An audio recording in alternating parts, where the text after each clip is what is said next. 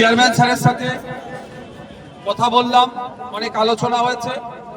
আমরা আমাদের মূল বিষয়গুলো দাবি যেটা রেখেছি সেটা প্রথম হচ্ছে এই টাইমটা এক্সটেন্ড করতে হবে।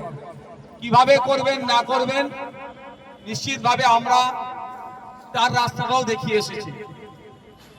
আমরা দেখিয়ে এসেছি যে অ্যামেন্ডমেন্ট অ্যাক্ট যে আছে, অ্যাক্টের প্রভিশন আছে আপনার ট্রাইব্যুনাল থ্রু টাইমটা এক্সটেন্ড করা যেতে পারে, সেই জায়গাটা দেখিয়ে এসেছি।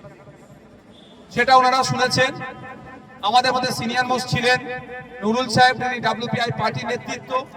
আমাদের মধ্যে ইমতিয়াজ ভাই, যিনি আজাদ সমাজবাদী পার্টির নেতৃত্ব ছিলেন। আমাদের মধ্যে সারোয়ার স্যার ছিলেন, শাহিন সাহেব ছিলেন, আমাদের আইমা দলের কলকাতা যে রাজ্য সহসভাপতি, এবং আরো ছিলেন। সকলে যাওয়া সম্ভব হয়ে ওঠেনি, কারণ ওখানেও তো একটা রেস্ট্রিকশনের ব্যাপার থাকে। তো তাদের আমরা পয়েন্ট ধরে তাদের বলেছি এটা দ্রুততার সাথে যাতে টাইম এক্সটেন্ড হয় সেই বিষয়টা গুরুত্ব সহকারে বিবেচনা করে দেখবে। তিনি আমাদেরকে জানিয়েছেন, বিস্তারিত বলবেন আমাদের নেতৃত্বরা। আমি জাস্ট বলি যে এটাও তারা বিবেচনা করে দেখছেন যাতে দ্রুততার সাথে এটা হয়। তার জন্য আইনি লিগালি যে প্রসিডিওর আছে সেগুলো তারা মেনটেন করতে অলরেডি বলতে শুরু করেছে। ভালো কথা।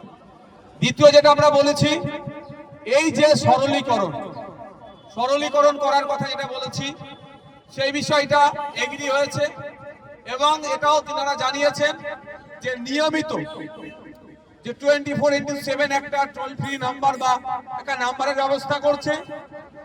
এবং আপনাদের জানিয়ে রাখি যে হজ হাউস আছে বাক্সার কাছে, ওখানে 30টা মতো কাউন্টার করছে, যেখানে যারা মোতোয়াল্লি তারা যদি যোগাযোগ করে এই যে সরলীকরণের ক্ষেত্রে বা কোন তথ্য কি তথ্য লাগবে, এক্সাক্ট এই মুহূর্তে কি ডকুমেন্টস দিলে সেটা আপনার আপলোডটা ভ্যালিড হবে, আপলোড তো হয়ে যাবে, ইনভ্যালিড না হয়ে যায়, সেই বিষয়গুলো তারাও ওখানে সহযোগিতা করবে।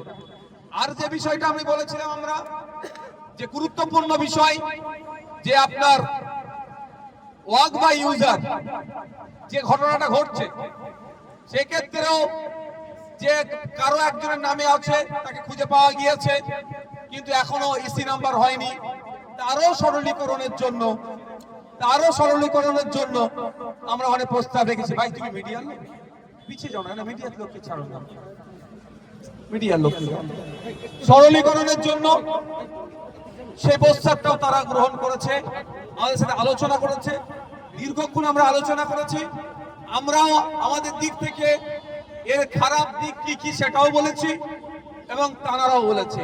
তবে একটা জিনিস আমাকে ভাবাচ্ছে, এটা একদিনের পরিকল্পনা নয়। রাজ্য সরকার এদিকে বলছেন যে আপনি ভয় পাবেন না, আমাদের রাজ্যে ওয়াকফ অ্যামেন্ডমেন্ট অ্যাক্ট লাগু হতে দেব না, কিন্তু ওয়াকফ অ্যামেন্ডমেন্ট অ্যাক্ট লাগু হওয়া বা উমিদ পোর্টালে আপলোডের জন্য ট্রেনিং যাতে হয় তার ব্যবস্থা কিন্তু অলরেডি করে ফেলেছিল, আমরা জানি না। তাহলে আমাদের অগোচরে, আমাদের গোপনে সরকার আমাদেরকে কিভাবে ধ্বংসের দিকে আস্তে আস্তে ঠেলে নিয়ে যাচ্ছে, সে বিষয়বস্তুটা স্বল্প করে আমাদের নুরুদ্দিন সাহেব আর